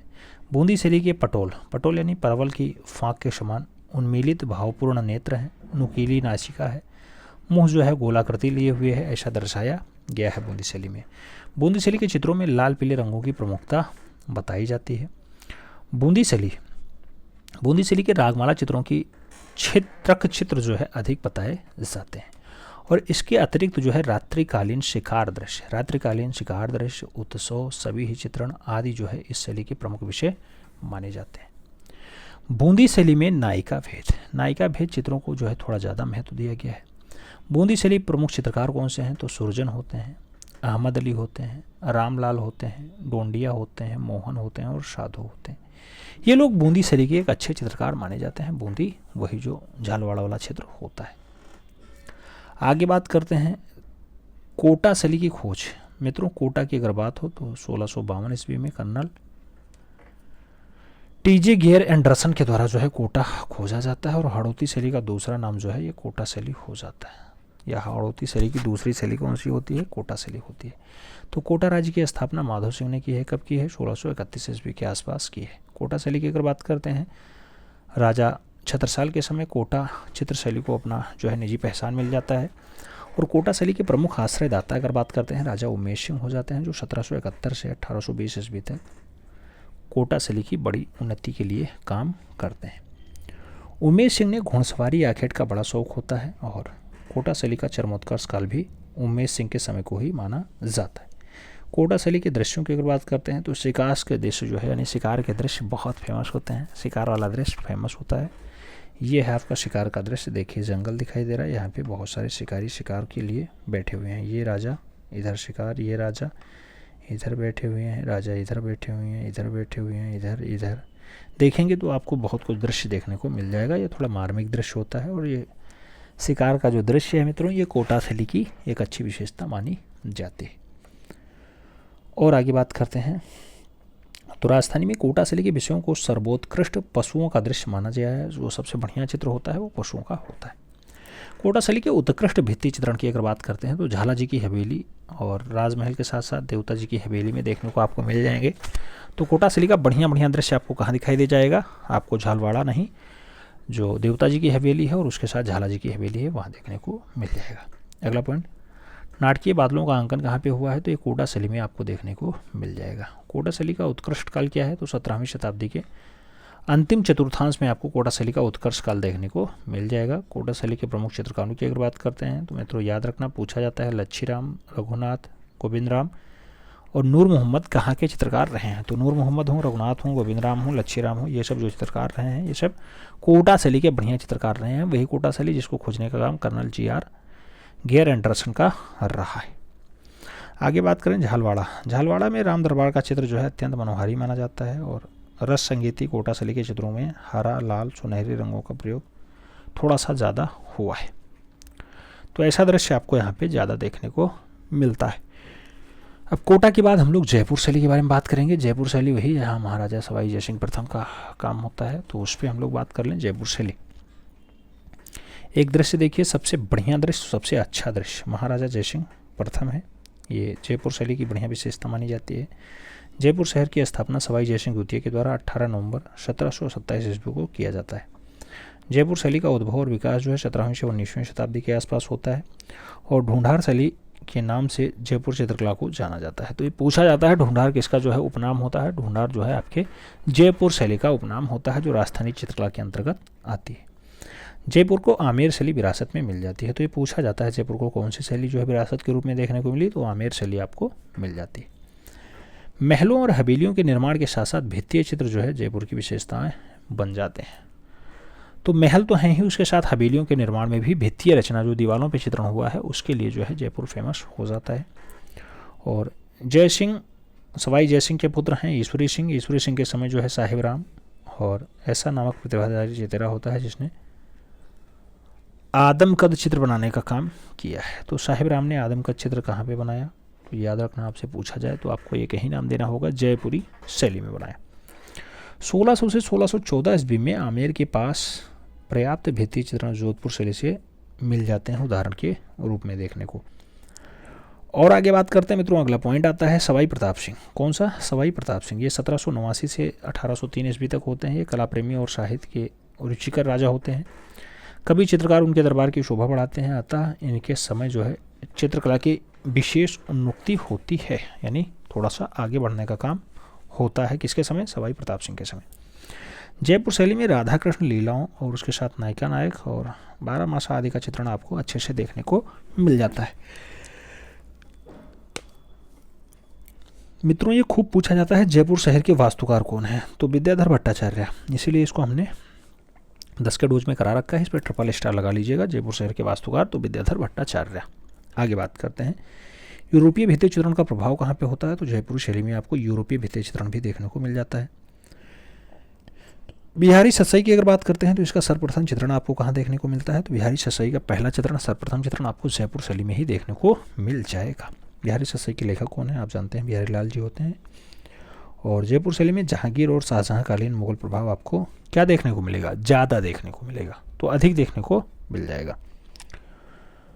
1562 ईस्वी में राजा भरमाल की पुत्री हैं जोधाबाई, इनसे विवाह किसका होता है? तो आप जानते हैं अनपढ़ राजा अकबर का विवाह जोधाबाई से होता है। जो है जयपुर को गुलाबी शहर यानी पिंक सिटी के रूप में जाना जाता है। और महाराजा सवाई मानसिंह द्वितीय संग्रहालय में सुरक्षित रज़्मनामा ये 1588 की रचना है। इसका प्रति अकबर के लिए जयपुर सूरत खाने में भी तैयार किया गया है। इसे जो है 169 बड़े आकारों के चित्रण के रूप में जाना जाता है रज़्मनामा को। ये महाराजा सवाई सिंह मान द्वितीय संग्रहालय में आज के डेट में रखा हुआ है। ब्लू पॉटरी के लिए कौन सा शहर फेमस है? तो ब्लू पॉटरी के लिए आपको जयपुर ही जाना पड़ेगा। जयपुर ही फेमस शहर माना जाता है। जयपुर शहर जिसको किसने बसाया? आप जानते हैं विद्याधर भट्टाचार्य ने बनाया है। आगे बात करें जयपुर की वेधशाला खूब पूछा जाता है। तो जंतर मंतर का निर्माण किसने करवाया? तो जयसिंह के द्वारा करवाया जाता है। महाराजा जयसिंह द्वितीय ने देश भर में कुल कितनी वेधशालाएँ? तो 5 वेधशालाएँ। पहला वेधशाला का नाम जयपुर होता है, दूसरे का दिल्ली, तीसरे का उज्जैन, चौथे का बनारस और 5वां आपका मथुरा में स्थित है। ये 5 वेधशालाएँ आपको देखने को मिल जाएंगी जयसिंह द्वितीय वाले की शासनकाल की। आगे बात करते हैं यूनेस्को ने जयपुर स्थित जंतर मंतर को विश्व धरोहर स्थल की सूची में कब शामिल किया? तो 2010 के आसपास जो है ऐसा आपको देखने को मिलता है। अगला पॉइंट आता है मित्रों, अगला पॉइंट आपसे पूछा जा रहा है Italian fresco painting. Italian fresco painting की जो तकनीकी है ये जयपुर फ्रेस्को के नाम से भी पुकारी जाती है, जानी जाती है। राजस्थानी यानी जयपुर शैली के भित्ति चित्रण की अगर बात करते हैं तो ये गीली सतह पे बनाए जाते हैं, जबकि महाराजा जयसिंह प्रथम ने चंद्र महल, जगनिवास महल, ताल कटोरा और सिसोदिया रानी के महल जैसे भव्य इमारतें बनवाने का काम सवाई जयसिंह प्रथम का रहा है। तो ये पूछा जाएगा चंद महल किसने बनवाया, या फिर ये पूछा जाता है रानी जगनिवास महल कहाँ बनवाया गया और किस शैली की विशेषता है। तो आपको याद रखना होगा कि ये सब जयपुर शैली में बने अच्छे इमारत माने जाते हैं। आगे बात करते हैं, अगला पॉइंट आता है मित्रों कि सवाई जयसिंह प्रथम ने क्या किया, 36 कारखानों की स्थापना भी की, जिसमें सूरत खाना का भी एक कारखाना होता है। यहाँ चित्रकारों के चित्रों का निर्माण भी किया जाता है। तो 36 कारखानों में काम किसने किया है, 36 कारखानों का निर्माण किसके द्वारा करवाया जाता है, तो सवाई जयसिंह प्रथम के द्वारा करवाया जाता है। जयपुर शैली के चित्रकारों का प्रमुख विषय क्या रहा है, तो मित्रों रसिक प्रिया इसका प्रमुख विषय रहा। उसके साथ कवि प्रिया है, गीत गोविंद है, बारामासा है, नवरस है और उसके साथ रागमाला भी आपको जयपुर शैली के अच्छे चित्रकारों की विशेषता के रूप में देखने को मिल जाती है। आगे बात करते हैं, अगला पॉइंट आता है मित्रों जयपुर फ्रेस्को में निहित रूप में आफिक पत्थर से घोटाई करके क्या किया जाता है, तो आफिक पत्थर से आप घोटाई कर दो, चमक अपने आप आ जाएगी, यानी पालिश अपने आप आ जाएगा। जयपुर शैली के बढ़िया वाले चित्रकार कौन है, तो मोहम्मद शाह और साहिब राम होते हैं। मोहम्मद शाह और साहिब राम किस शैली के बढ़िया चित्रकार हैं, तो ये जयपुर शैली के बढ़िया चित्रे माने जाते हैं। सवाई ईश्वरी सिंह 1773 से 1750 ईस्वी तक इनका कार्यकाल होता है। ये जो है ईसर लाट और सिटी पैलेस का निर्माण भी करवाने का काम करते हैं। अगला बात आता है ईश्वरी सिंह के बारे में, तो ईश्वरी सिंह के समय में चित्रकला के विकास में जो है ये साहिब राम और लाल चितेरे नामक चित्रकारों की जो है विशेष योगदान होते हैं। तो ऐसा दृश्य आपको यहाँ पे देखने को मिल जाता है। अगला पॉइंट आता है मित्रों, अगला पॉइंट आपसे पूछा गया है क्या, महाराजा सवाई माधो सिंह प्रथम जो 1750 से 61 के आसपास होते हैं, इनके समय का कलाकारों ने चित्रण के स्थान पर रंगों को ना भर करके मोती, लाख, लकड़ी, मड़ियाँ आदि को चिपका करके रीतकालीन मणि कुट्टियम पूछा जाता है। मणि कुट्टियम को बढ़ावा कहाँ पे दिया गया, तो मणि कुट्टियम को आपको बढ़ावा अगर देना है तो आप राजस्थान जाइए, राजस्थान की जयपुर शैली को आप पढ़िए। तो राजस्थान की जयपुर शैली में मणि कुट्टियम को बढ़ावा दिया गया है, जहाँ पे चिपका करके, मेड़ा लगा करके या लकड़ी लगा करके या फिर मोती भर करके काम किया गया। आगे बात करेंगे, अगला पॉइंट आएगा मित्रों सवाई प्रताप सिंह। सवाई प्रताप सिंह तो ये वज्रनिधि उपनाम से जो है कविता किया करते थे सवाई प्रताप सिंह जी। ये किस शैली के बढ़िया चितेरे होते हैं, बढ़िया कलाकार होते हैं, तो आपको याद रखना होगा या फिर जोधपुर शैली नहीं जयपुर शैली के बढ़िया कलाकार होते हैं। अगला पॉइंट आपसे क्या कह रहा है, पूछा जा रहा है मित्रों कि जयपुर में हवा महल, जयपुर में हवा महल। तो अगर हवा महल की आप बात करें तो सवाई प्रताप सिंह का नाम याद रखना, 1799 का सन भी आपको याद रखना होगा, इन्होंने करवाया था। किसने करवाया, सवाई प्रताप सिंह ने। कब करवाया, 1788 नहीं 1799 में करवाया। और आगे बात करते हैं, सवाई प्रताप सिंह के समय में 50 से अधिक कलाकार सूरत खाने में चित्र बनाने के लिए नियुक्त होते हैं। अच्छी बात है, अगर चित्रकारों की संख्या और बढ़ जाती तो और अच्छी बात होती। तो सवाई प्रताप सिंह के समय लगभग 50 से ज़्यादा चित्रकार हुआ करते थे। अगला पॉइंट आता है 1857 ईस्वी में राम सिंह ने Maharaja school of arts and craft की जो है स्थापना कहाँ पे की, तो राम सिंह ने जयपुर में 1857 ईस्वी में एक स्कूल खोला, उस स्कूल का नाम होता है Maharaja school of arts and craft. आगे बात करेंगे मित्रों जयपुर शैली के बारे में, तो आपसे पूछा जा रहा है जयपुर शैली के लिए कि जयपुर शैली में व्यक्ति चित्रों में या व्यक्ति चित्रों का अपना एक विशेष स्थान होता है, और यहाँ के कलाकारों में क्या होता है, तो महाराजाओं के आदमकद चित्र बनाने का जो काम होता है, जो जिम्मा होता है, वो यहाँ के चित्रकारों का होता है। अगले पॉइंट की अगर बात करते हैं, जयपुर के बारे में कहा जा रहा है कि जयपुर के कलाकारों ने शिकार के चित्रों और पशुओं के लड़ाइयों के चित्रों में पशुओं के बड़े स्वाभाविक और सरल ढंग से अंकित करने का काम भी किया है। और जयपुर में नारी आकृतियों को मध्यम काठी का बनाया गया है, जबकि इसमें अंडाकार चेहरा है, ऊंचा ललाट है और बड़ी बड़ी मीन आकृति युक्त आपको आंखें देखने को मिल जाएंगी। मीन आकृति युक्त मतलब मछली की समान आपको आंखें यहाँ पे देखने को मिल जाएंगी। ये जयपुर शैली की विशेषता होती है। आप राजस्थानी शैली में जयपुर शैली पढ़ रहे थे। जयपुर शैली के बाद हम लोग अलवर शैली के बारे में थोड़ा सा दृश्य देख लें, उसके बाद अपनी क्लास वाइंड अप करते हैं। अलवर राज्य की अगर बात करते हैं मित्रों, स्थापना किसने की, राव राजा प्रताप सिंह के द्वारा 1775 में अलवर राज्य को एस्टेब्लिश किया जाता है। राव राजा प्रताप सिंह जी ने जो है कला के प्रति क्या रखी, रुचि रखी थी। उनके राज्यकाल में क्या हुआ, शिव कुमार और जो है डालूराम नामक दो चित्रकार आते हैं जो जयपुर से अलवर आ जाते हैं। चित्रकार डालूराम कैसा रहा, तो वो भित्तीय रचना के लिए दक्ष था, यानी दीवारों की चित्रकारी के लिए बहुत अच्छा कलाकार रहा है। आगे बात करते हैं तो अगला पॉइंट आता है कि राजगढ़ के किले में क्या है, शीश महल है। शीश महल में अंकित सुंदर कलात्मक भित्ति चित्र जो है ये डालूराम के समय के ही बताए जाते हैं कि उनके समय में बने। अंगड़ाई लेती, कांटा निकालती हुई, श्रृंगार करती हुई नायिका और दासियों का चित्रण जो है भावपूर्ण और मनोहारी दर्शन कहाँ पे हुआ है? तो ये सब के सब आपको अलवर शैली की विशेषता के रूप में देखने को मिलेंगे। ये सब अलवर शैली के चित्र होते हैं। अगला पॉइंट कह रहा है राव राजा बख्तावर सिंह। राव राजा बख्तावर सिंह 1790 से 1814 ईस्वी का कार्यकाल होता है। अत्यधिक वीर और कला प्रेमी, उसके साथ धार्मिक प्रवृत्ति के और एक अच्छे कवि के रूप में जो है ख्याति प्राप्त है राजा राव बख्तावर सिंह। बख्तावर सिंह चंद्रसखी और बख्तेश के नाम से काव्य रचना भी किया करते थे। चंद्रसखी और बख्तेश के नाम से काव्य रचना किसने की है? बख्तावर सिंह के द्वारा किया गया है। कहाँ के राजा थे? तो ये अलवर शैली में अच्छा काम किए हैं, यानी अलवर शैली के राजा रहे। अगला नाम आता है दान लीला। दान लीला राजा राव बख्तावर सिंह का जो है महत्वपूर्ण ग्रंथ होता है। तो दान लीला पूछा जाए आपसे कि किसका ग्रंथ है, तो आपको याद रखना होगा बख्तावर सिंह का ग्रंथ होता है। बख्तावर सिंह स्वयं जो है कृष्ण भक्त थे और इन्होंने चित्रकला के निर्माण में महत्वपूर्ण भूमिका भी अदा की है। बलदेव, डालूराम, शालीग्राम अलवर राज्य के प्रमुख चित्तौड़ के रूप में जाने जाते हैं। और विनय सिंह की अगर बात होती है तो 1815 से 1857 ईस्वी तक अलवर शैली में इतिहास के पृष्ठों में बन्ने सिंह के नाम को जो है दर्शाने का काम रहा है। बन्नो सिंह के नाम से प्रसिद्धि का पात्र रहा है विनय सिंह का। और आगे बात करें, अगला पॉइंट आता है विनय सिंह के बारे में कि विनय सिंह ने अलवर राज्य के राजाओं में सर्वाधिक कला प्रेमी और जो है कला पारखी के रूप में शासक बनकर के उभरते हैं विनय सिंह जी। अलवर की चित्रकला। अलवर की चित्रकला के उत्कर्ष में विनय सिंह का वही स्थान है जो मुगलिया चित्रकला में अकबर का होता है। तो विनय सिंह का नाम थोड़ा सा अच्छे रूप में लिया जाता है अलवर की चित्रकला को आगे बढ़ाने के लिए। अलवर राज्य वही जो 1775 में राव प्रताप सिंह के या राव राजा प्रताप सिंह के समय एस्टेब्लिश किया जाता है, वो है आपका अलवर। और आगे बात करें तो महाराजा विनय सिंह। महाराजा विनय सिंह को सचित्र पुस्तकों और उसके साथ लिपटवा पटाचित्रों यानी स्क्रीलों का निर्माण भी ज़्यादा बनाने का शौक रहा है। तो ये इस पर ज़्यादा काम किए विनय सिंह ने गुलाम अली जैसे सिद्धहस्त कलाकार और जो है आगा मिर्जा देहलवी और उसके साथ सुलेखकों में नत्था सिंह दरवेश जैसे दिलज सादों को राजकीय सम्मान देकर के दिल्ली से यहाँ पे बुलाया। कहाँ पे बुलाया? अलवर में बुला लिया था। किसने बुलाया? विनय सिंह के द्वारा बुलाया जाता है। रामायण, महाभारत, श्रीमद् भागवत गीता, गीत गोविंद, दुर्गा सप्तती और गुलिस्तीना, कुरान आदि ग्रंथों का सुलेख और चित्रांकन विनय सिंह की कला प्रियता के जो है परिचायक होते हैं। विनय सिंह ने इतने सारे ग्रंथों पे काम किया है, इन पे चित्रकारी करवाई है।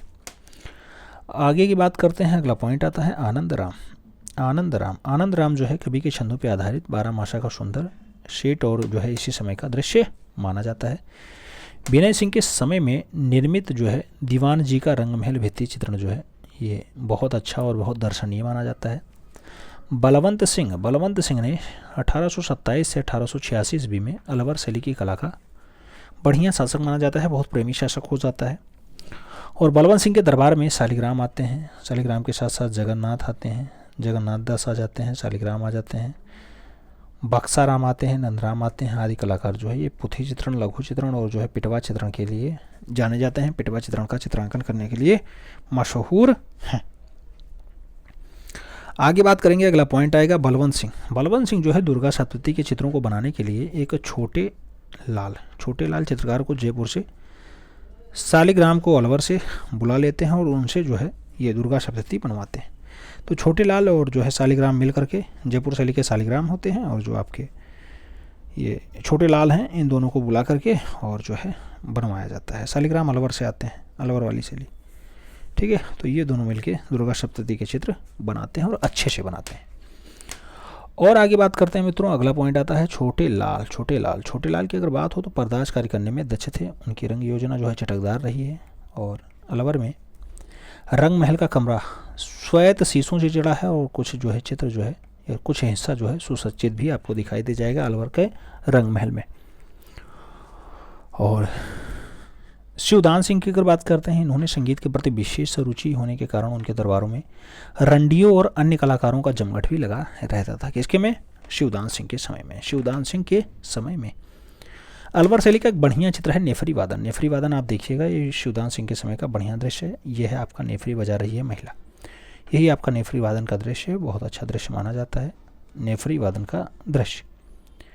देखिए मित्रों, आपसे पूछा जाता है नेफरी वादन का चित्र अलवर शैली का महत्वपूर्ण क्षेत्रों में से एक माना जाता है। शिवदान सिंह के समय में मंगल सेन, नानक राम और जो है बुद्धिराम आदि चित्रकार भी कार्य किया करते थे। मूलचंद और उदयराम महाराजा मंगल सिंह के समय के प्रसिद्ध चित्रकार के रूप में जाने जाते हैं। मंगल सिंह के समय के बढ़िया चित्रकार होते हैं। ठीक है, आगे बात करते हैं। अगला पॉइंट आता है, मूलचंद और उदयराम जो है हाथी दांत के फलके पे सूक्ष्म चित्रण किया करते थे। तो हाथी दांतों के चित्रण पे उदयराम काम करते थे और मूलचंद भी काम किया करते थे छोटे चित्रण बनाने के लिए। बुद्धिराम जो है ये राजगढ़ किले के शीश महल और जो है अलवीर गुड़ीजन खाने के दरोगा के रूप में जाने जाते हैं। तो बुद्धिराम जो है राजगढ़ किले के जो शीश महल के गुड़ीजन खाने के दरोगा के रूप में कार्य किए हैं बुद्धिराम पशु पक्षी के चित्रण में बहुत अच्छे थे। जैसे आप जानते हैं पशु पक्षी के चित्रण के लिए एक मुगल काल का चित्र था जिसका नाम मंसूर था। तो मंसूर भी बहुत फेमस रहा है। तो ऐसे आपके बुद्धिराम जी थे, दरोगा साहब भी थे। आगे बात करें, अगला पॉइंट आता है हाथी दांत की पटरियाँ यानी फलक का चित्रांकन कौन सी शैली में हुआ है। तो हाथी दांत पे चित्रांकन का काम अलवर शैली में अच्छे से हुआ है। सूक्ष्म चित्रण के लिए जाने जाते भी रहे हैं यहाँ के कलाकार। मूलचंद, उदयराम ये सब हाथी के दांतों पे भी फलककारी किया करते थे। अगला पॉइंट आता है राम, सीता, लक्ष्मण, हनुमान, मीर बकस ये सब कलाकार द्वारा जो चित्रित है ये उनेरिया शैली के उत्कृष्ट चित्रों के रूप में जाने जाते हैं। उनेरिया शैली के अच्छे दृश्य माने जाते हैं। दो दृश्य हम आपको दिखाते हैं उनेरिया शैली का, जैसे राम, सीता, लक्ष्मण और हनुमान। उसके साथ ये हैं आपके राम, सीता, लक्ष्मण, हनुमान। इधर हनुमान जी खड़े हुए हैं, इधर राम जी बैठे हैं, ये सीता जी हैं, लक्ष्मण जी हैं। तो ऐसा दृश्य आपको उनेरिया शैली में देखने को मिलेगा। मीर बकस कलाकार के द्वारा जो है बनाया गया है ऐसा दृश्य। अगला पॉइंट, शेखावटी शैली के गायनिका हवेली में 1850 ईस्वी का चित्र है। कृष्ण का 8 गोपियाँ एक हाथ के रूप में और सुंदर भित्ति चित्रण आपको देखने को मिल जाएगा। कृष्ण की 8 गोपियाँ आपको ऐसा देखने को मिल जाएगा। दृश्य हम आपको दिखाते हैं। कृष्ण की 8 गोपियाँ देख लो बाबू, अच्छे से देखो। भगवान श्री कृष्ण है, शेखावटी का है और कृष्ण हाथी पे बैठे हुए हैं। इसका दृश्य आपको दर्शाया गया है। ऐसा दृश्य आपको खूब ज़्यादा देखने को मिल भी जाता होगा। कहाँ मिल जाता होगा? आप देखते होंगे जब कहीं अच्छे राजघराने की हवेलियों को, उनकी दीवारों को, तो वहाँ पे आपको देखने को मिल जाएगा। तो ये था आपका राजस्थानी शैली का super fast revision class number 26। उम्मीद है समझ में आया होगा।